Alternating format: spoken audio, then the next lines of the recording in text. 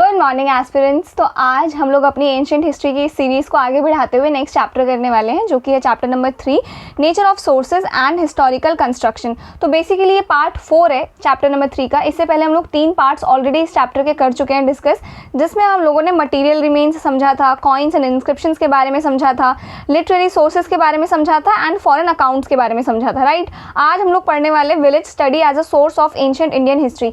तो बेसिकली इस चैप्टर में ना हम लोग अपनी एंशिएंट इंडियन हिस्ट्री के बारे में जानना चाह रहे हैं। जो भी हमें चीज़ें मिली हैं, जैसे कि मटेरियल रिमेन्स में एनिमल फॉसिल्स हो गए, पॉटरीज हो गए, और जो भी इनके अलावा जो भी चीज़ें मिली हैं उनसे इनके बारे में समझ रहे हैं। देन कॉइन्स एंड इंस्क्रिप्शन में हम लोगों ने कॉइन्स एंड इंस्क्रिप्शन के जरिए हमको कैसे किंग के बारे में पता लगता है, उनके एडमिनिस्ट्रेशन के बारे में, उनकी इकोनॉमी के बारे में, ये सारी चीज़ें हमने डिस्कस की थी। एंड लास्ट वीडियो में पार्ट 3 में हम लोगों ने literary sources of ancient history, जो भी हम लोगों को रिटन एविडेंसेस मिले हैं, चाहे वो किसी फॉरेनर के हों चाहे इंडिया के हों, वो सारे हम लोगों ने डिस्कस किए थे, राइट। आज हम लोग करने वाले हैं विलेज स्टडी, यानी कि जो भी हम लोगों को एविडेंसेस मिले हैं ना, उनसे हमें क्या पता लगा है कि उस टाइम का जो विलेज था वो किस तरीके का था, कैसे लोग रहते थे, कैसे लाइफ थी, वो सारी चीज़ें आज डिस्कस करने वाले हैं। तो village study as a source of ancient Indian history, यानी कि विलेज की जो स्टडी की है ना, इससे हमें एंशिएंट इंडियन हिस्ट्री के बारे में क्या पता चलता है, ठीक है। सबसे पहला तो है आपका सर्वाइवल्स ऑफ ट्रेडिशन। तो बेसिकली गाँव की जो लाइफ थी ना, उसमें लोग ट्रेडिशनली एक साथ मिलकर कोई भी आपके फीस्ट हो गए, फेस्टिवल्स हो गए, पूजाज हो गए, इनको मिलके सेलिब्रेट करते थे, ठीक है। तो ये हमें दिखाता है कि पुराने ट्राइबल सोसाइटी में क्या था, इगैलिटेरियन सोसाइटी थी। किस तरीके की सोसाइटी थी? इगैलिटेरियन, मतलब कि सब बराबर थे, सबका पार्टिसिपेशन बराबर था, और सोसाइटी ज़्यादा आपकी कलेक्टिव थी, ठीक है, और सब लोग एक दूसरे पे डिपेंड करते थे, ठीक है। इसके बाद है क्लैन एंड कास्ट लॉयलिटी। तो आज भी गाँव में ना लोगों की अपनी कास्ट होती है, अपना खानदान है, अपनी जाति है, तो वो एक पर्टिकुलर क्लैन से बिलोंग करते हैं, तो उस क्लैन की तरफ उनकी लॉयलिटी बहुत ज़्यादा स्ट्रॉन्ग हमें आज भी देखने को मिलती है, ठीक है। और ये जो लॉयलिटी है ना, ये एक तरीके से आपका पुराने ज़माने की ट्राइबल बॉन्डिंग का कंटिन्यूएशन है, ठीक है। तब से बॉन्डिंग चलती आ रही है, जो आज तक चलती जा रही है, ठीक है। फिर आपका रिचुअल्स, तो जैसे कि जो आज भी हम लोग रिचुअल्स देखते हैं, चाहे वो शादी के दौरान देखते हो कि ये कस्टम्स फॉलो होंगे, चाहे वो पूजा के दौरान होते हैं, चाहे वो फेस्टिवल के दौरान होते हैं, तो ये जो हम लोग पैटर्न देखते हैं, ये जो कस्टम्स देखते हैं, ये बेसिकली रिचुअल्स जो है ना पुराने समय से ही चलते आ रहे हैं, जो आज भी कंटिन्यू हो रहे हैं, ठीक है।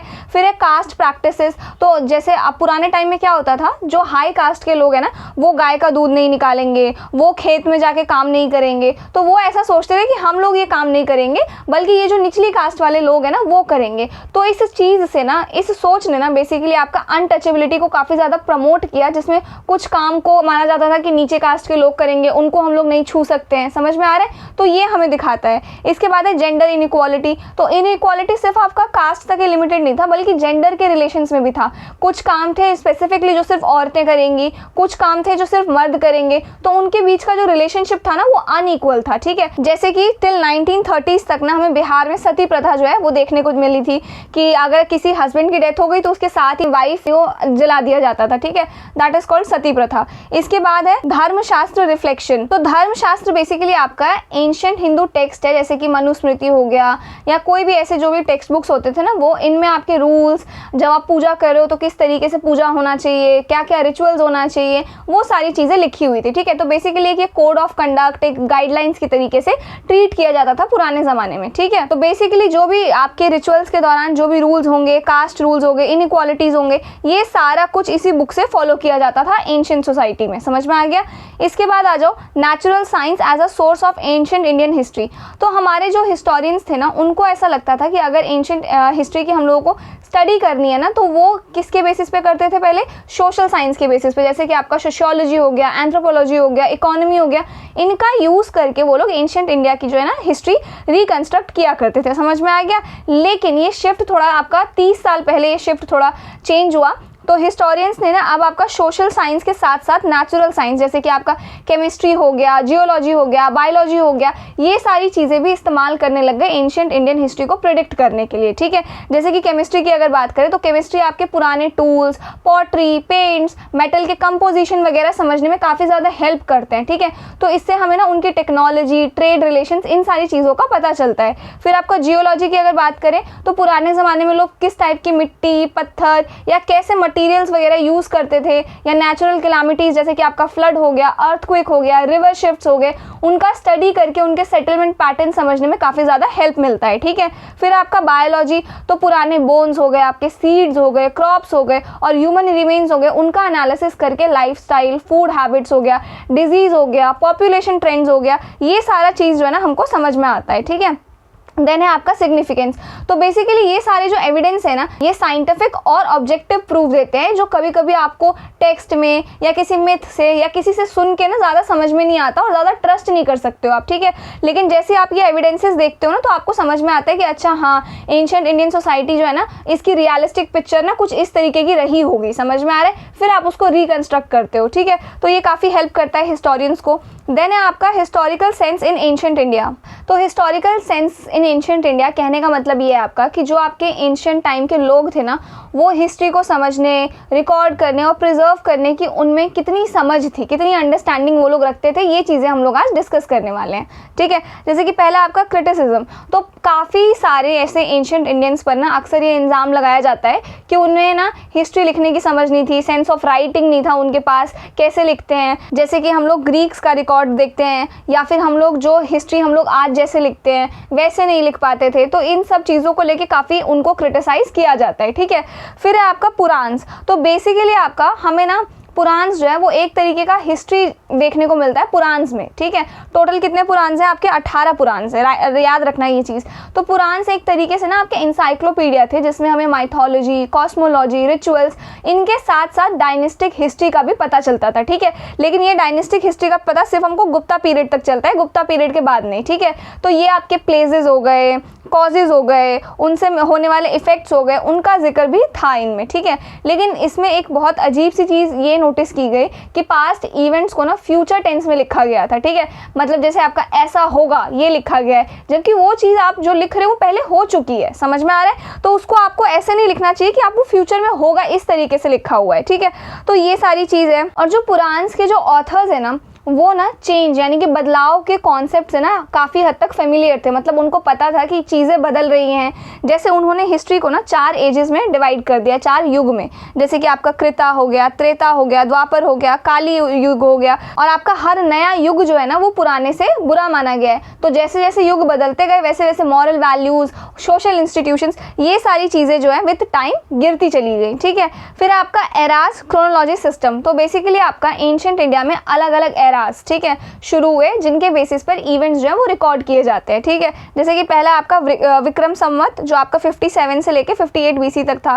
फिर आपका शाका संवत जो 78 AD तक था। फिर गुप्ता एरा हो गया 319 AD तक था। ठीक है, तो बेसिकली जो इंस्क्रिप्शंस है ना वो इनके बेसिस पे रिकॉर्ड किए गए हैं। ठीक है, फिर आपका इंस्क्रिप्शंस एज हिस्टोरिकल रिकॉर्ड्स। तो इंस्क्रिप्शंस में भी आपका टाइम और प्लेस के कॉन्टेक्स्ट के साथ साथ इवेंट्स जो है लिखे गए हैं। जैसे कि एग्जांपल अशोका के ना 37 ईयर्स के ऋण में, यानी कि 37 ईयर्स जो उन्होंने रूल किया ना, उसमें उन्होंने अपने जो भी उनके इंपॉर्टेंट इवेंट हुए हैं उनकी लाइफ से जुड़े हुए, उन चीज़ों को प्रॉपर रिकॉर्ड करवाया है। समझ में आ गया? इंस्क्रिप्शंस के थ्रू, अशोका के एडिक्ट्स के थ्रू, पिलर्स के थ्रू, समझ में आ गया? तो ये दिखाता है कि उन्होंने अपने ऋण का एक हिस्टोरिकल अकाउंट जो है वो बनवाया है। समझ में आ गया? इसके बाद आपका हाथी गुम्पा इंस्क्रिप्शंस, ये ना खारावेल ऑफ कलिंगा, इन्होंने ना अपनी लाइफ के इवेंट्स ईयर बाय ईयर जो है रिकॉर्ड करवाए हैं इस इंस्क्रिप्शन में। ठीक है, तो ये भी देखने को मिलता है हमको। इसके बाद है बायोग्राफिकल लिटरेचर। तो बेसिकली बायोग्राफी का मतलब होता है किसी इंसान के ऊपर, किसी इंसान के बारे में लिखना। ठीक है, तो कई सारे ऐसे किंग्स हैं जिन्होंने अपने ऊपर राइटिंग्स लिखवाई हैं, जिन्होंने अपने बारे में लिखवाया है, लिखा है। ठीक है, तो उनसे भी ना हमें एंशिएंट हिस्ट्री के बारे में काफ़ी कुछ पता चलता है। जैसे कि आपकी हर्षचरित्रा बाय बाणाभट्टा। ठीक है, ये जो है ना, ये हर्षवर्धन की लाइफ के ऊपर लिखा गया है। ये एक सेमी बायोग्राफिकल वर्क है जो आपका ऑर्नेट स्टाइल में लिखा गया है, हाईली एग्जैजरेटेड है, लेकिन कोर्ट लाइफ, सोसाइटी, रिलीजन, इनकी क्लियर पिक्चर जो है ये बता देता है। ठीक है, फिर आपका रामचरिता बाय संध्याकारा नंदी। तो ये बेसिकली आपका कैवर्ता पीजेंट्स एंड पाला रूलर रामपाला, इनके बीच का कॉन्फ्लिक्ट है, उसकी स्टोरी है ये। और इसमें रिजल्ट ये कि आपका रामपाला की विक्ट्री हो जाती है। तो ये आपका पॉलिटिकल कॉन्फ्लिक्ट, पीजेंट्स की अपब्रिंगिंग्स, इनका रिकॉर्ड जो है ये देता है। ठीक है, फिर है आपका विक्रमान का देवचरिता बाय बिल्हाना। तो ये बेसिकली आपके चालुक्य किंग जो है विक्रमादित्य, उनके अचीवमेंट अचीवमेंट्स पर लिखा गया है, उनकी मिलिट्री सक्सेस को वगैरह को ये हाईलाइट करता है, ठीक है। फिर आपका मर्चेंट बायोग्राफीज, तो इसमें आपके सिर्फ किंग्स के ही नहीं बल्कि कुछ मर्चेंट्स की भी स्टोरीज वगैरह लिखी हुई है। फिर आपका मुशिका वंशा बाय अतुला, तो ये जो है ना आपका Mushika dynasty of northern Kerala पर बेस्ड है, तो ये आपका एक basically regional historical account provide करता है, तो इससे भी काफ़ी कुछ हम लोगों को जानने को मिलता है। फिर आ जाओ इधर best examples of historical writing, इसमें है आपका राज तरंगिनी बाय कल्हाना, ये बेसिकली सबसे इंपॉर्टेंट और बेस्ट एग्जाम्पल है हिस्टोरिकल राइटिंग का। इसमें आपका किंग्स ऑफ कश्मीर की बायोग्राफीज का एक सिस्टमैटिक कंपाइलेशन है, इसमें मॉडर्न हिस्टोरिकल राइटिंग के फीचर्स मिलते हैं, आपके सारे सीक्वेंस में मिलते हैं, सारे क्रोनोलॉजी में मिलते हैं, सब कुछ इसमें बहुत बढ़िया तरीके से रिकॉर्ड किया गया है, ठीक है। तो ये थे आपके कुछ टेक्स्ट जो हमें ये दिखाते हैं कि एंशिएंट इंडियंस में हिस्टोरिकल सेंस था, चाहे एग्जैजरेशन हो आपका, चाहे माइथोलॉजिकल एलिमेंट हो, लेकिन साथ ही साथ ये वर्क्स आपके political history, social life, cultural values ये समझने में काफ़ी ज़्यादा वैल्यूएबल है। समझ में आ गया। इसके बाद आ जाओ constructing history in ancient India. तो बेसिकली अब जो हम लोग एंशिएंट हिस्ट्री पढ़ रहे हैं, राइट, अब हमारे पास एंशिएंट हिस्ट्री के तो मल्टीपल रिसोर्सेज हैं, राइट। हमारे पास जैसे मटेरियल्स हैं, कॉइन्स हैं, इंस्क्रिप्शंस हैं, लिटरेरी सोर्सेज हैं, फिर जो भी हमें चीज़ें मिली उनके बिहाफ पे जो स्टडी हमने की है वो सारी चीज़ें, ठीक है। तो बेसिकली जो एंशिएंट हिस्ट्री है ना वो कैसे कंस्ट्रक्ट हुआ है, तो इन सब का कंपाइल करके हमने एंशिएंट हिस्ट्री कंस्ट्रक्ट किया है। लेकिन यहाँ पे गौर करने वाली बात यह है, हमें दो सोर्सेज मिलते हैं एंशिएंट हिस्ट्री के। पहले तो है आपके लिटरेरी सोर्सेज, जो भी रिटन एविडेंसेस मिले हैं हमें, जो भी हम लोगों ने ऊपर डिस्कस किए। दूसरे मिलते हैं हमको जो मटेरियल्स मिलते हैं, राइट। अब उन मटेरियल्स में आपका सब कुछ आ जाता है जो भी हमें एग्जैक्टिवेशन से मिला है, चाहे आपके कॉइन्स हो गए, इंस्क्रिप्शंस हो गए, या फॉसिल्स हो गए, पॉटरी हो गए, सब कुछ तो मटेरियल रिमेन्स, ठीक है। तो इन दोनों को ही मिला के आपका एंशिएंट हिस्ट्री जो है कंस्ट्रक्ट होता है, राइट। लेकिन यहाँ पे ध्यान देने वाली बात यह है कि जो एंशिएंट हिस्ट्री है ना उसमें हम लोग रिटन जो रिकॉर्ड है ना उसको थोड़ी ज़्यादा प्रायोरिटी देते हैं जब हम लोग एंशिएंट हिस्ट्री को रिकंस्ट्रक्ट कर रहे होते हैं, ठीक है। जो आपके मटेरियल्स मिले हैं ना इनको हम लोग सेकंड प्रायोरिटी पे रखते हैं, ये चीज़ ध्यान रखना, ठीक है। नाउ तो जो भी आपके इंडिया के प्री हिस्टोरिक साइट हो गए, proto historic and historical sites हो, जो भी एग्जैक्टिवेट हुए हैं ना, उन एग्जैक्टिवेशंस के रिजल्ट को ना हम लोग मेन स्ट्रीम एंशिएंट हिस्ट्री में प्रॉपरली इंक्लूड नहीं करते हैं। मेरे कहने का मतलब ये है, जो मैंने आपको जस्ट अभी समझाया कि जब भी हम एंशिएंट हिस्ट्री रिकंस्ट्रक्ट करते हैं ना तो वहाँ पे हम लोग लिटरेरी सोर्सेज को प्राइमरी सोर्स की तरह ट्रीट करते हैं, और ये जो आपकी एग्जैक्टिवेशन से हमको जो भी चीज़ें मिली होती है ना उनको हम लोग सेकेंडरी सोर्स की तरह ट्रीट करते हैं। समझ में आ गया। इसके बाद है इंपॉर्टेंस ऑफ आर्कियोलॉजी। अगर हमें इंडियन सोसाइटी के स्टेजेस ऑफ इवोल्यूशन समझने हैं, जैसे कि पहले ट्राइबल था, फिर आपका कैसे एग्रेरियन सोसाइटी आया जो एग्रीकल्चर पे बेस्ड था, फिर आपका अर्बन, फिर आपका स्टेट फॉर्मेशन, ये सारी चीज़ें, ठीक है। तो प्री हिस्टोरिक और प्रोटो हिस्टोरिक आर्कियोलॉजी का डेटा लेना ना बहुत ज़्यादा ज़रूरी है, ठीक है। जैसे कि एग्जाम्पल अगर मैं आपको बताऊँ, टूल्स हो गए, पॉटरी, सेटलमेंट्स, फूड हैबिट्स, ये सब हमें बताता है कि जो सोसाइटी थी ना उस टाइम की वो किस स्टेज पे थी। समझ में आ गया। तो इसीलिए है इंपॉर्टेंस ऑफ आर्कियोलॉजी। आर्कियोलॉजी बहुत ज़्यादा इंपॉर्टेंट है। अगर हम आर्कियोलॉजी या एग्जैक्टिवेशन नहीं करेंगे तो सोशल इवोल्यूशन कैसे हुआ, कैसे ट्राइबल से एग्रेरियन सोसाइटी आई आपकी, कैसे फिर अर्बन, फिर कैसे स्टेट का फॉर्मेशन हुआ, ये सारी चीज़ें हम लोग पता नहीं लगा पाएंगे। समझ में आ गया। तो ये जो भी हमें आर्कियोलॉजिकल एविडेंसेस मिलते हैं ना उनसे हम लोग social structure, economic trends, cultural development, ये सारी चीज़ें जो है सीख पाते हैं, ठीक है। फिर आपका करंट गैप्स, तो अब तक आपका 200 से ज़्यादा हिस्टोरिकल साइट्स जो है वो एग्जैक्टिवेट हो चुकी हैं। कितनी हो चुकी हैं? 200 से ज़्यादा, ठीक है। लेकिन उनका अभी भी सोशल, इकोनॉमिक या कल्चरल ट्रेंड जो है ना उसका कॉन्टेक्स्ट हम लोग अभी तक ठीक से स्टडी नहीं कर पाए हैं, मतलब ठीक से हम लोग समझ नहीं पाए हैं, ठीक है। अभी ज़्यादातर फोकस सिर्फ और सिर्फ बुद्धिस्ट और कुछ ब्राह्मणिकल साइट्स पर है। तो बेसिकली आपका जो रिलीजियस हिस्ट्री है ना उन चीज़ों को हाईलाइट करने में थोड़ा ज़्यादा ध्यान है, जो आपके सोशल और इकोनॉमिक लिंक है ना उन पे ध्यान थोड़ा सा कम है। समझ में आ गया। इसके बाद आ जाओ यहाँ पे टेक अवे। तो बेसिकली बात यहाँ पे ये है, अगर हम चाहते हैं कि हम लोग प्रॉपर एक कॉम्प्रिहेंसिव तरीके से एंशिएंट हिस्ट्री को स्टडी करें तो उसके लिए हमें एक तो आर्कियोलॉजिकल डेटा, समझ में आ गया, प्री हिस्टोरिक से लेके हिस्टोरिकल टाइम तक का, एंड देन आपका contextualisation of social, economic and cultural trends, इनको स्टडी करना ज़रूरी है। और जो भी रिलीजियस हिस्ट्री है ना सिर्फ उसी पे फोकस नहीं करना हमको, लाइक बुद्धिस्ट मोनेस्ट्रीज हो गए या फिर कोई भी आपके टेम्पल्स, आर्किटेक्चर, आर्किटेक्चर हो गए, इनसे हट के भी हमें चीज़ें थोड़ी सी पढ़नी पड़ेंगी, समझनी पड़ेंगी, तब जाके हम लोग एक्चुअल में रियल सोसाइटी जो है वो बता सकते हैं कि इस टाइम की रही होगी एंशिएंट हिस्ट्री में। समझ में आया? फिर आ जाओ integrating text and archaeology in ancient Indian history. तो अब तक एंशिएंट इंडियन हिस्ट्री ना लिटरेरी सोर्सेज, चाहे आपके फॉरेन अकाउंट्स हो गए, चाहे आपके इंडिजीनियस टेक्स्ट हो गए, उन पर हेविली डिपेंडेंट रही है। ठीक है, कॉइन्स और इंस्क्रिप्शंस वगैरह भी यूज़ किए गए, लेकिन उनका रोल जो है काफ़ी लिमिटेड रहा है, टेक्स्ट को ज़्यादा वेटेज मिला है।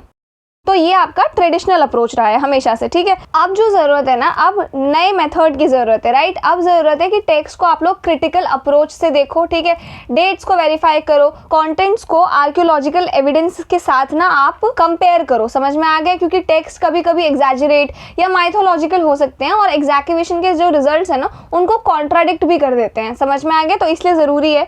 इसके बाद आ जाओ रोल ऑफ आर्कियोलॉजी। तो बेसिकली इनिशियली ना आर्कियोलॉजिस्ट टेक्स्ट से ना इंस्पायर्ड होकर एग्जैक्टिवेशन करते थे, राइट। जैसे आपके बुद्धिस्ट और ब्राह्मणिकल रेफरेंसेस के बेसिस पे उन साइट्स को खोदा जाता था। ठीक है, इससे हमें काफ़ी नई इन्फॉर्मेशन मिलती थी, लेकिन हर एग्जैक्टिवेशन ने टेक्स्ट को कंफर्म नहीं किया। ऐसा नहीं है कि आप किसी टेम्पल के बारे में फॉर एग्जाम्पल लिखा हुआ है, आपने उस टेम्पल की एग्जैक्टिवेशन की, उस साइट की, आपको ज़रूरी नहीं है जो चीज़ लिखी हुई है वही चीज़ मिली है। समझ में आ गया? तो अब रिकमेंडेशन ये है कि आप क्या करो ना, टेक्स्ट को आर्कियोलॉजिकल कंटेंट में पढ़ो। ठीक है, सिर्फ रिलीजियस या पॉलिटिकल एस्पेक्ट में नहीं, बल्कि सोशल, इकोनॉमिक और कल्चरल एस्पेक्ट को भी कनेक्ट करके, इन चीज़ों को एक साथ कनेक्ट करके एंड देन आप किसी कंक्लूजन पे आओ। समझ में आ गया? तो बेसिकली आपका जो एंशिएंट इंडियन हिस्ट्री है ना, उसको रिकंस्ट्रक्ट करने के लिए सिर्फ टेक्स्ट पर डिपेंडेंट नहीं होना हमको, बल्कि आर्कियोलॉजिकल फाइंडिंग्स जो है उनको टेक्स्ट के साथ इंटीग्रेट करके ही सोशल, इकोनॉमिक और कल्चरल ट्रेंड्स को प्रॉपरली समझा जा सकता है। समझ में आ गया? इसके बाद आ जाओ स्पेसिफिक कोरिलेशन। तो बेसिकली आपका आर्कियोलॉजी और टेक्स्ट का कोरिलेशन हमें एंशिएंट हिस्ट्री के कॉन्टेक्स्ट में कैसे देखने को मिलता है। तो देखो, पहले ऋग्वेदा की बात करते हैं। ठीक है, तो ऋग्वेदा की एज को समझने के लिए ना हमें गंधारा ग्रेव कल्चर को स्टडी करना पड़ता है। ठीक है, जो आपका कुछ सेकेंड मिलेनियम बीसी के आसपास लिखा गया था। ठीक है, अब इसके जो फीचर्स है ना, जैसे इसमें हॉर्स का यूज हुआ है, इंपॉर्टेंट है क्योंकि वैदिक टेक्स्ट में हॉर्स का जिक्र है। ठीक है, फिर आपका क्रेमेशन प्रैक्टिस, ऋग्वेदिक फ्यूनरी कस्टम्स जो है ना उससे मैच करता है आपका क्रीमेशन प्रैक्टिस। समझ में आ गया? तो मतलब आपका ऋग्वेदिक सोसाइटी और गंधारा ग्रेव कल्चर जो है ना उसके आर्कियोलॉजिकल एविडेंस को लिंक करना काफी ज्यादा जरूरी है। ठीक है, फिर आ जाओ आप लेटर वैदिक एज में। तो लेटर वैदिक टेक्स्ट को समझने के लिए ना हमें जो ये पेंटेड ग्रेववेयर PGW, ठीक है, और इसके अलावा भी जो हमें आर्कियोलॉजिकल फाइंड्स मिले उनके साथ हमें कोरिलेट करना पड़ेगा इसको समझने के लिए। तो PGW क्या है? ये पेंटेड ग्रेववेयर, ये एक टाइप का आपका पॉटरी है जो नॉर्दर्न इंडिया में ज्यादातर यूज होता था लेटर वैदिक एज में। समझ में आ गया? फिर आपका अर्ली पाली टेक्स्ट। तो अर्ली बुद्धिस्ट पाली टेक्स्ट जो है ना उनको नॉर्दर्न ब्लैक पॉलिश्ड वेयर, इस कल्चर से कनेक्ट करना चाहिए हमको, क्योंकि ये जो है ना आपका, ये बेसिकली एक रिफाइंड पॉटरी स्टाइल है जो अर्बनाइजेशन, ट्रेड और मॉडर्न एज से एसोसिएटेड है। ठीक है, तो ये टेक्स्ट प्लस आर्कियोलॉजी मिलके अर्ली हिस्टोरिक इंडिया का इकोनॉमी और कल्चरल पिक्चर जो है ना ये एक साथ दे देते हैं हमको। ठीक है, फिर आ जाओ इधर आपका संगम टेक्स्ट। तो तमिल संगम लिटरेचर जो है उसके इंस्क्रिप्शंस प्लस मेगालिथिक आर्कियोलॉजी, उससे कोरिलेट करना काफ़ी ज़्यादा ज़रूरी है। तो मेगालिथिक बरियल्स हो गए, आपके वेपन्स हो गए, पॉटरी हो गए, ये सब संगम टेक्स्ट में डिस्क्राइब्ड वॉरियर कल्चर और सोसाइटी को सपोर्ट करते हैं। समझ में आ गया? तो ये काफ़ी इंपॉर्टेंट है। इसके बाद आ जाओ, तो बेसिकली आपका अगर आप मॉडर्न तरीके से हिस्ट्री को रिकंस्ट्रक्ट करना चाहते हो, एंशिएंट हिस्ट्री को रिकंस्ट्रक्ट करना चाहते हो, तो ज़रूरी है कि लिटरेरी सोर्सेज को आप आर्कियोलॉजिकल एविडेंस के साथ कंबाइन करके, इंटीग्रेट करके हिस्ट्री को रिकंस्ट्रक्ट करो, पढ़ो उसको पहले तो। ठीक है, फिर एक क्रिटिकल असेसमेंट करना ज़रूरी है ताकि हम इंपॉर्टेंट डेट्स का और एग्जैक्ट डेट्स का पता लगा सके और एग्जैक्ट कंटेंट का पता लगा सके। ठीक है, फिर कोरिलेट करके पढ़ना जरूरी है इन सब चीज़ों को। समझ में आ गया?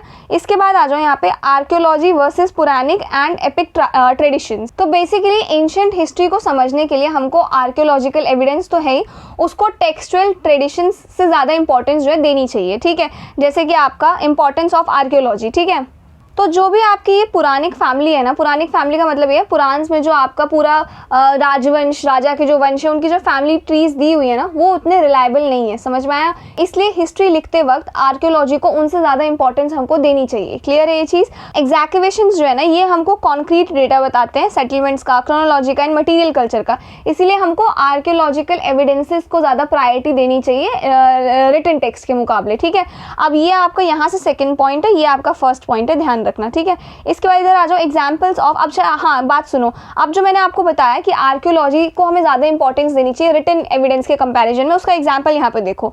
तो जो हम लोगों को पुराण के बेसिस पे जो आइडिया मिला है ना, वो ये आइडिया मिला है कि जो राम जी थे उनकी अयोध्या जो थी ना वो 2000 BC के आसपास थी, राइट। लेकिन अयोध्या की एग्जैक्टिवेशन जब की ना तो उसमें से उस पीरियड का कोई सेटलमेंट एविडेंस हमको नहीं मिला। मतलब टेक्स्ट और ग्राउंड रियलिटी जो है ना, दोनों में बहुत ज़मीन आसमान का फ़र्क है, समझ में आ गया। तो इस वजह से इसके बाद आ जाओ कृष्ण जी की मथुरा। तो आपको पता है महाभारत में कृष्ण जी जो है बहुत इंपॉर्टेंट कैरेक्टर है, राइट। तो उनकी जो जन्मभूमि है मथुरा, उनको उनसे जोड़ा जाता है कि मथुरा उनकी जन्मभूमि है। लेकिन जब हिस्टोरियंस ने मथुरा की एग्जैक्टिवेशन की ना और उसके इंस्क्रिप्शंस या मूर्तिज वगैरह देखे, तो सबसे पुराना एग्जैक्टिवेशन एविडेंस जो हमको मिला है ना, वो मिला है 200 BC से लेके 300 AD के बीच का, ठीक है। मतलब उसके पहले का कोई आर्कियोलॉजिकल प्रूफ जैसे उनका नाम लिखा हुआ या उनकी मूर्ति वगैरह हमको नहीं मिलती है, ठीक है। कहने का मतलब ये आपका, जैसे हम महाभारत पढ़ते हैं तो उसमें हमें पता लगता है ना कृष्ण जी हैं, राइट। उन्होंने पूरा वो वॉर था, वो पूरा बहुत इंपॉर्टेंट रोल उन्होंने प्ले किया, ठीक है। लेकिन जब एग्जैक्टिवेशन किया तब हमें ये पता लगा जो एक्चुअल डेट है ना कृष्ण जी की मथुरा की, वो महाभारत के कई टाइम बाद का हमको प्रूफ मिला है, ठीक है। तो ऐसा कोई हमें प्रूफ नहीं मिलता है कि महाभारत के टाइम वो थे, ठीक है। तो ये चीज़ है। फिर इसके बाद आ जाओ महावीरा एंड बुद्ध के बारे में। तो आपके महावीरा और बुद्ध जो है ना, उनको टेक्स्ट और इंस्क्रिप्शन के बेस पर ना 6th सेंचुरी BC का माना जाता है, ठीक है। लेकिन जिन शहरों को, जैसे आपका राजगृह हो गया, वैशाली हो गया, जिन शहरों को उन्होंने विजिट किया था ना, उनके रिमेन्स हमें 400 BC से पहले के नहीं मिलते हैं। मतलब इनकी जो एग्जैक्ट डेटिंग है ना, वो भी अभी थोड़ा क्रिटिकल है, तो उसको भी हमें करना ज़रूरी है, ठीक है। ये भी अभी कंफर्म्ड नहीं है। इसके बाद आ जाओ implications for the epic age. तो बेसिकली आपका जो रामायण और महाभारत हम लोग पढ़ते हैं ना, उनको हम लोग प्रिसाइज एपिक एज नहीं बोल सकते क्योंकि उनकी भी डेट डिफाइन नहीं है, ठीक है। इसके बाद मल्टीपल स्टेजेस हमें देखने को मिले इवोल्यूशन में, किसी एक सिंगल पीरियड में नहीं, ठीक है। मल्टीपल स्टेजेस हैं इवोल्यूशन के, लेकिन ये सारे ही किसी एक सिंगल पीरियड को बिलोंग नहीं करते हैं, ठीक है। फिर आपका जो एग्जैक्टिवेशन है एंड आर्कियोलॉजिकल स्टडीज़ है, अगर हम इनको एक साथ मिलकर हिस्ट्री को रिकंस्ट्रक्ट करते हैं ना, तो ये हमारे लिए काफ़ी ज़्यादा यूजफुल हो सकता है, ठीक है। इसके बाद आ जाओ रिलेटिव इंपॉर्टेंस ऑफ सोर्सेज। तो बेसिकली एंशिएंट इंडियन हिस्ट्री लिखते वक्त आर्कियोलॉजी, इंस्क्रिप्शंस, कॉइन्स वो ज़्यादा रिलायबल होते हैं कंपेयर टू आपके टेक्स्ट, क्योंकि उनमें हमें मिथ या एग्जैजरेशन वगैरह देखने को नहीं मिलता है, ठीक है। तो वही है यहाँ पे मोस्ट रिलायबल सोर्सेज कौन कौन से हैं। सबसे पहले तो आर्कियोलॉजी है। आर्कियोलॉजी, इंस्क्रिप्शन एंड कॉइन्स, ये सबसे ज़्यादा इंपॉर्टेंट माने जाते हैं क्रोनोलॉजी के हिसाब से, और इनमें हमें कोई भी किसी भी तरीके का एग्जैजरेशन वगैरह नहीं देखने को मिलता है। तो ये एक तरीके के कॉन्क्रीट एविडेंस माने जाते हैं society, economy and material culture को लेके, ठीक है। देन आ जाओ एक्सेप्शंस अमंग टेक्स्ट। अब हमें टेक्स्ट में भी कुछ एक्सेप्शंस हैं जो देखने को मिलते हैं, जैसे grammatical works of Panini and Patanjali, इनमें फिक्स्ड डेट लिखा हुआ है इन दोनों के काम में, और इनमें हमें ज़्यादा मिथ या लेजेंड्स वगैरह देखने को नहीं मिलते। तो इन टेक्स्ट को ना हमें इक्वली इंपॉर्टेंस देनी चाहिए जितनी इंपॉर्टेंस हम लोग कॉइन्स को, इंस्क्रिप्शंस को एंड एग्जैक्टिवेशंस को देते हैं, ठीक है। तो ये आपके कुछ एक्सेप्शंस हैं टेक्स्ट के। तो बेसिकली अगर आप एंशिएंट इंडियन हिस्ट्री को कंस्ट्रक्ट करना चाहते हो तो आप प्राइमरी सोर्स आर्कियोलॉजिकल एविडेंसेस को दो, इंस्क्रिप्शंस को दो, कॉइन्स को दो, एंड सेकेंडरी आप दो जो भी आप काम सिलेक्ट करते हो, जो भी लिटरेरी सोर्स पे आप डिपेंडेंट रहना चाहते हो उनको, ठीक है। फिर आ जाओ historical value of inscriptions and coins. अब ये जो इंस्क्रिप्शंस हैं, कॉइन्स हैं, इतनी इंपॉर्टेंट वैल्यू है।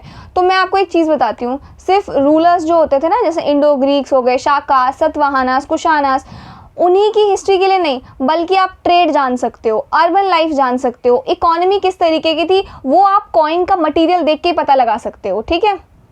तो अगर सबसे पहले हम इंस्क्रिप्शंस की बात करें तो भले ही इंस्क्रिप्शंस में हम ऐसा समझ सकते हैं, चलो मान लेते हैं कि एग्जैजरेट करके किसी राजा के अचीवमेंट्स के बारे में लिखा होगा, ठीक है, लेकिन वो फिर भी पुराण से आपके मोस्ट ज़्यादा ऑथेंटिक सोर्स जो है माने जाते हैं, ठीक है, इंस्क्रिप्शंस। अब इंस्क्रिप्शंस हमें पता है अशोका के इंस्क्रिप्शंस हैं जिनमें हमें मौर्यन डायनेस्टी के बारे में पता लगता है। सिमिलरली हमको और जो इंस्क्रिप्शंस हैं उनसे समुद्रगुप्ता की विक्ट्रीज के बारे में पता लगता है। तो ये था आपका। इसके बाद है uses of inscriptions beyond politics. अब कई बार ऐसा माना जाता है कि इंस्क्रिप्शंस जो है ना वो आपके मेनली पॉलिटिकल हिस्ट्री को दर्शाते हैं, ठीक है, लेकिन बियॉन्ड पॉलिटिक्स भी इंस्क्रिप्शंस का काफ़ी ज़्यादा यूज़ है, जैसे कि ये आपके उस पीरियड को, उस कॉन्क्वेस्ट राजा ने क्या क्या कॉन्क्वेस्ट किया था, कितना उनका एक्सटेंट था, कितनी दूर तक वो रूल करते थे, कौन कौन सी टेरिटरी उनके अंदर थी, ये सारी चीज़ें हमें पता लगती है, ठीक है। साथ ही उस टाइम में किस तरीके की पॉलिटी, सोसाइटी, इकोनॉमी एंड कौन सा रिलीजन वहाँ फॉलो होता था, ये सब कुछ हमें इंस्क्रिप्शंस देख के पता लगा सकते हैं, ठीक है। अब मैंने आपको बताया था राजा जो लैंड ग्रांट करते थे,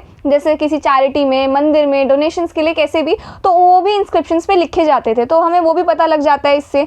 फिर आपके कॉइन्स की बात करें तो कॉइन्स सिर्फ ज़रूरी नहीं है कि डायनेस्टीज़ को ही बताएं, बल्कि ट्रेड को, कॉमर्स को, अर्बन लाइफ को, इन सभी चीज़ को कॉइन्स के मटेरियल से ही हम लोग पता लगा सकते थे कि अच्छा हाँ इस तरीके का एडमिनिस्ट्रेशन रहा होगा, ऐसी इकोनॉमी रही होगी कॉइन देख के, ठीक है। तो बेसिकली आपके इंस्क्रिप्शंस एंड कॉइन्स जो है ना, इनका मल्टीपर्पज़ यूज़ हम लोग कर सकते हैं अगर हम इनको स्टडी करें अच्छे से, तो ये हमारे लिए बहुत बेस्ट हिस्टोरिकल प्रूफ जो है साबित हो सकते हैं, ठीक है। इधर आ जाओ, इधर की प्रिंसिपल्स फॉर हिस्टोरिकल रिकंस्ट्रक्शन। अब जब भी हम हिस्ट्री के बारे में पढ़ रहे हैं, राइट, तो ये कुछ चीज़ें हैं जिनको हमें ध्यान में रखना चाहिए। पहला तो है कलेक्शन ऑफ सोर्सेज। तो बेसिकली जब भी मैं किसी एक राजा के बारे में पढ़ रही हूँ, मैंने एक बुक पढ़ ली, कोई लिटरेरी सोर्स, और उनसे मुझे पता लग गया, तो मुझे अपने सोर्सेज को लिमिटेड नहीं रखना चाहिए कि खाली बुक पढ़ के हाँ इस बुक में जो लिखा है सब सही हो गया, बल्कि हमें combination of text, coins, inscription, archaeology, इन सब का इस्तेमाल करना चाहिए जब भी हम किसी के बारे में पढ़ रहे हैं एंशिएंट इंडियन हिस्ट्री में, ठीक है।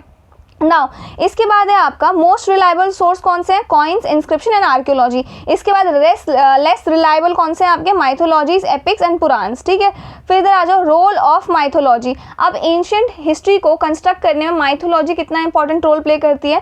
पहला तो है माइथोलॉजी से हमें पता लगता है कि सोशल नॉर्म्स थे, प्रिविलेजेस थे काफ़ी लोगों के पास, और डिसेबिलिटीज़ भी थी, ठीक है। लेकिन माइथोलॉजिकल बुक्स में जो भी आप इवेंट्स पढ़ते हो ना, उन इवेंट्स का हमें कोई फैक्चुअल, कोई ऐसा कोई प्रूफ नहीं मिला है देखने को, ठीक है। फिर इसके अलावा भी कुछ यूजफुल इंसाइट्स है, जैसे कि हमने विलेज लाइफ के बारे में पढ़ा, प्रिमिटिव सोसाइटीज़ के बारे में पढ़ा। इनसे हमें पता लगा कि अच्छा पहले सती प्रैक्टिस होता था, पहले ये अनटचेबिलिटी था, इस तरीके की चीज़ें, ठीक है। आपका कंपैरेटिव स्टडी, तो बेसिकली एंशिएंट इंडिया को ना अलग और यूनिक सोचने की बजाय हमें उसको दूसरे एंशिएंट सोसाइटी के कॉन्टेक्स्ट में देखना चाहिए, ठीक है। तो इससे पता चलता है कि इंडिया भी कुछ चीज़ें शेयर करता है बाकी एंशिएंट सिविलाइजेशंस के साथ, ठीक है। जैसे हो सकता है ट्रेड हो सकता है, कास्ट डिवीजन हो सकता है उनके जैसा, हो रिचुअल्स हो सकता है, माइग्रेशंस हो सकते हैं, कुछ भी, ठीक है। फिर आपका ह्यूमन जेनेटिक्स, मॉडर्न साइंस, जैसे कि आपके ह्यूमन जेनेटिक्स हो गए ना, वो भी काफ़ी ज़्यादा हेल्प करते हैं रिसर्च में, ठीक है। तो जीन स्टडी से ना हमें समझ में आता है पहले तो एथनिक मिक्सचर, ठीक है, कि डिफरेंट टाइप के रेसेस रहे होंगे। फिर आपका पॉपुलेशन डिस्पर्जल, तो लोग एक जगह से दूसरी जगह भी माइग्रेट हुए होंगे। फिर आपका कल्चरल डिसमिनेशन, इससे हमें आइडियाज़, प्रैक्टिसेस और टेक्नोलॉजीज़ के बारे में पता चलता है कि अच्छा ये आइडिया इधर से स्प्रेड हुआ होगा, ये टेक्नोलॉजी इस रीजन से आई होगी, तो ये चीज़ें हैं, ठीक है। बेसिकली आपका जब भी आप हिस्ट्री को रिकंस्ट्रक्ट करने की बात कर रहे हो, तो आप सिर्फ किसी एक पर्टिकुलर मटेरियल को, किसी एक पर्टिकुलर सोर्स को मत फॉलो करो, बल्कि मल्टीपल सोर्सेज रखो, आप क्रिटिकली इवैल्यूएट करो चीज़ों को, और अपना ज़्यादा फोकस आप आर्कियोलॉजी, कॉइन्स, इंस्क्रिप्शंस, इन सब पे रखो, बजाय कि मिथ पे या एग्जैजरेटेड जो चीज़ें लिखी हुई हैं उन चीज़ों के ऊपर, ठीक है। साथ ही social, comparative and scientific insights भी रखो, ताकि आप पूरी तरीके से एंशिएंट हिस्ट्री को समझ पाओ। क्लियर है ये चीज़। तो ये था हमारा चैप्टर नंबर 3, ठीक है। तो ये चैप्टर हमारा पूरी तरीके से कंप्लीट हो चुका है। अब इसके बाद हम लोग चैप्टर नंबर 4 करेंगे स्टार्ट। कैसा लगा आपको ये सेशन बताना मुझे, एंड कोई डाउट है then do let me know in the comment section. And अगर आपको ये जीएस के नोट परचेज करने हैं तो आपको लिंक डिस्क्रिप्शन बॉक्स में मिल जाएगा परचेज करने का। And do not forget to like, share, subscribe, comment on this video, and I will see you in the next video.